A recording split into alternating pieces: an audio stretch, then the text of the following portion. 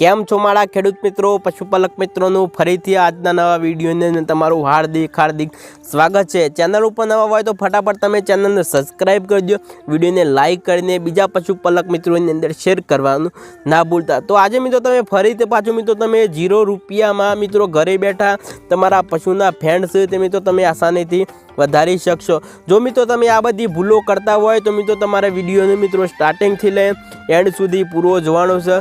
જો મિત્રો તમે આ બધી ભૂલો કરી છે તેના લીધે મિત્રો તમારા પશુના ફેણ તે નથી આવતા, અને જો મિત્રો આ બધી ભૂલો કરી હોય તો મિત્રો વિડીયોને તમારે સ્ટાર્ટિંગથી લઈ એન્ડ સુધી તમે પૂરો જોશો તો મિત્રો તમારી ભૂલો શું તે તમને આ વિડીયોની અંદર સમજવા મળવાની છે। ચેનલ ઉપર નવા હોય ફટાફટ તમે ચેનલને સબસ્ક્રાઈબ કરી દો, વિડીયોને લાઇક કરીને બીજા પશુપાલક મિત્રોની અંદર શેર કરવાનું ના ભૂલતા।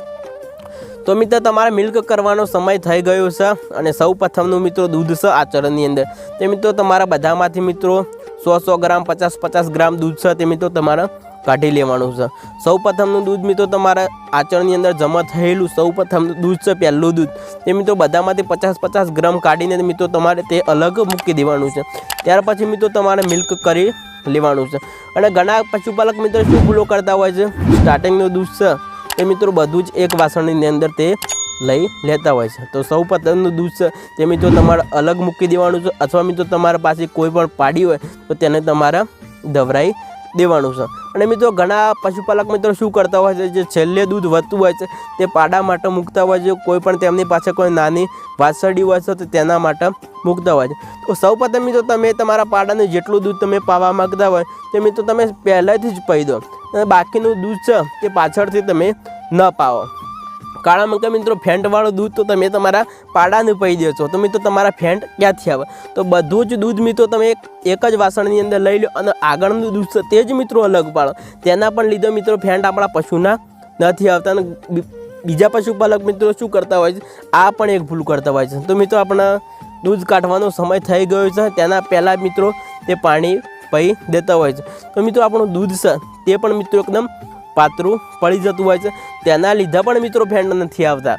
અને એક બીજી ભૂલ કરતા હોય છે પશુપાલક મિત્રો, કે આપણે દૂધ કાઢીને તરત જ મિત્રો ડેરીએ આપી દેતા હોય છે, તેના લીધે પણ મિત્રો ગરમ દૂધના ફેંટ આપણને જોવા નથી મળતા। તો ઘણા પશુપાલક મિત્રોને ગરમ દૂધના ફેંટ આવતા હોય છે, અને ઘણા પશુપાલક મિત્રોના ઠંડા દૂધના ફેંટ આવતા હોય છે। તો મિત્રો તમારું દૂધ છે એકદમ મિત્રો તમે ઠંડુ પાડ્યા પછી મિત્રો ડેરીએ હાલો, તેના પણ મિત્રો ફેંટ કેટલા આવે છે, અને મિત્રો આપણા ગરમ દૂધના ફેંટ કેટલા આવે છે તે પણ મિત્રો તમે એક દિવસ ચેક કરી જુઓ, તમારા ગરમ દૂધના ફેંટ આવે છે કે મિત્રો ઠંડા દૂધના ફેંટ આવે છે એ પણ તમને એકદમ જોવા મળશે।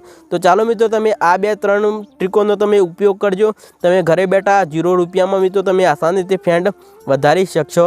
તો ચાલો આજના વિડીયોમાં આટલું જ, ને ફરી મળીએ નવા વિડીયોમાં અને નવા એક ટોપિક સાથે। ચેનલને સબસ્ક્રાઈબ કરી દેજો, વિડીયોને લાઇક કરીને આપણા બીજા પશુપાલક મિત્રોની અંદર શેર કરવાનું ના ભૂલતા। તો ચાલો મારા પ્યારા મિત્રો, બીજા વિડીયોમાં ફરી મળીશું।